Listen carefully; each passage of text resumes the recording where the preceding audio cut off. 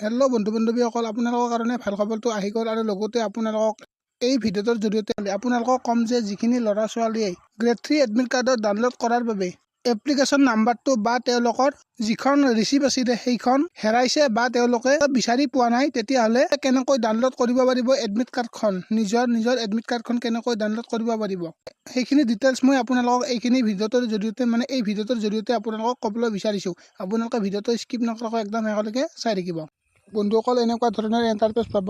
ইয়াতে দেখা পাইছে লিংক 1 লিংক 2 পেপাৰ 3, বন্ধুসকল গ্ৰেড 3ৰ বাবে এডমিট কাৰ্ড। যিহেতু ইয়াতে আপোনালোকে লেবেল কেইটা দেখা পাইছে, বন্ধুসকল ইয়াতে যদি আপোনালোকে লিংক 1ত ক্লিক কৰে তেতিয়াহ'লে এনেকুৱা এটা ইণ্টাৰফেচ দেখা পাব। আপোনালোকে ইয়াতে দেখা পাইছে এপ্লিকেশ্যন নাম্বাৰ আৰু এটা দেখা পাইছে আপোনালোকে পাছৱৰ্ড।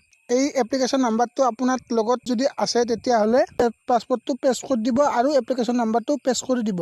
তাৰপিছত আপোনালোকে লগ ইন কৰি দিলে আপোনালোকৰ বাকী ডিটেইলছ আপোনালোকে গম পাব। যদিহে পাছৱৰ্ডটো পাহৰিছে তেতিয়াহ'লে আপোনালোকে ফৰগেট পাছৱৰ্ডত ক্লিক কৰিব।